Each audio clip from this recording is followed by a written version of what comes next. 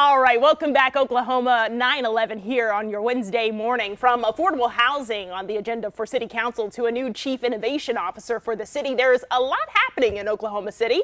And to give us an update this morning, Mayor David Holt in studio. Thank you so much for being with us. Yes, absolutely. Good morning. Thanks So for having first me. thing I want to talk about is a little personal update for you. You got a new role at OCU. Talk about that a little bit more. Sure. So in our form of government, and this is not always commonly understood, but it's not a secret, our mayors essentially serve for all practical purposes as volunteers, and it's a public service in the truest sense of the word.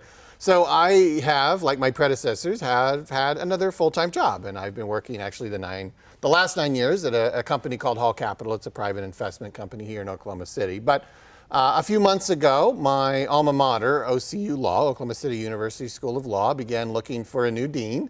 I began seeking that position through that process, and it's a process almost as long as running for office. And but ultimately, it arrived at the conclusion that I will be the next dean of the OCU Law School. But I will remain mayor. This exists completely in the professional side of my life, which again, maybe people don't realize I have one, but mayors in Oklahoma City, anyways, we have professional careers, and then we have our public service. And obviously, I come here regularly and sit on this couch and talk to you about my public service, and I will continue to.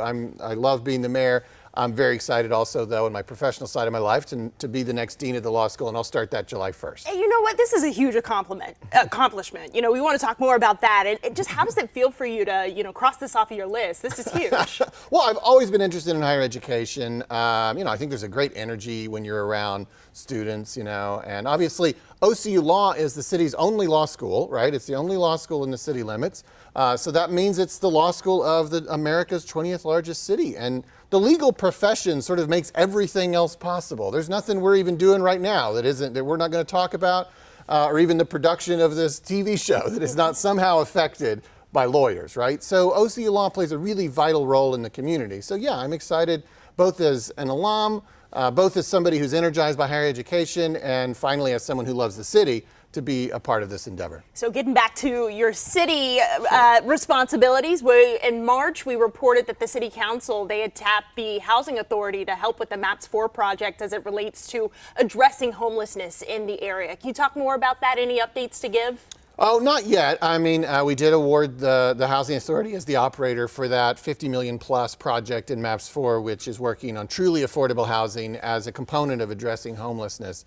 I guess what I would say is, there's a couple different issues implicated there, but certainly the cost of housing is a contributor to the issue of homelessness, and that's what we're trying to address with this MAPS 4 project, which obviously also, as you know, sort of reflects the thrust of a different kind of MAPS 4 that our voters passed in 2019. It's really hitting on some of these human issues.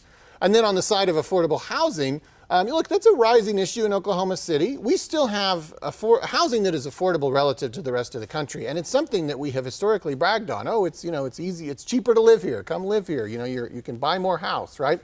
But eventually people take you up on that, and the desirability of the city and the population growth of the city does tend to have an effect on prices, right? That's just supply and demand. And we're seeing that now. We're seeing the housing prices rise here in Oklahoma City, which is, again, for all the right reasons, it's a reflection of desirability and our population growth. But we have to respond to it. And so in 2017, our voters passed an incentive for the construction of more affordable housing. In 2019, our voters passed MAPS 4, which has this element.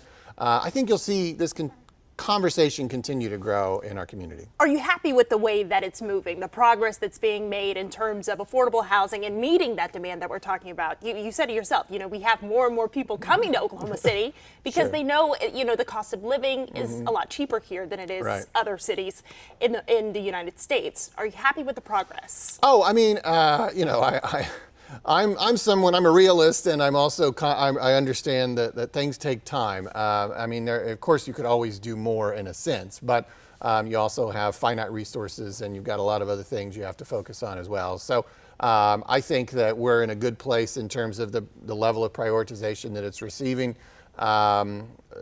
there's again so many other demands that we have in our community, but I'm glad that we're talking about it. I would again remind you that really in the last 5 years are the first investments in the whole 135-year history of the city.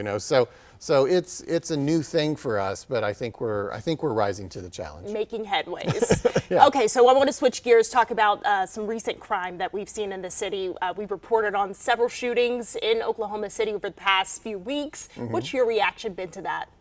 Well, I always look at crime, I mean, to really understand where a community is relative to crime. I mean, you can't just watch the 10 o'clock news, no offense.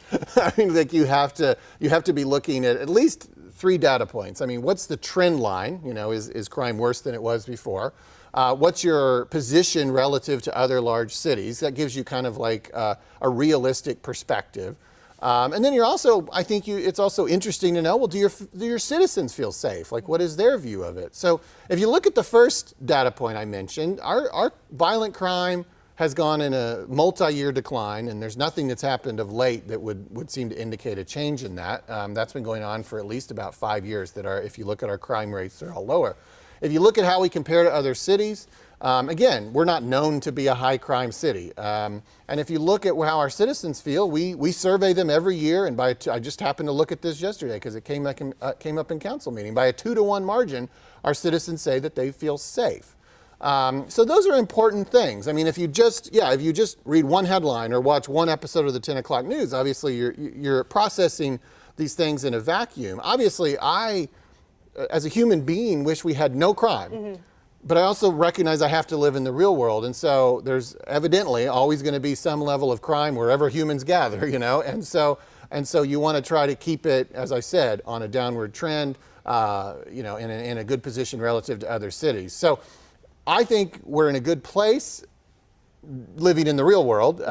Nothing about what you report here is positive that I or something that I'm happy about as a human being, but I also recognize that we're in a pretty good place statistically, and our police department is well funded. It has the right tools, and I think it certainly deserves some credit for that multi-year decline in crime that we've seen.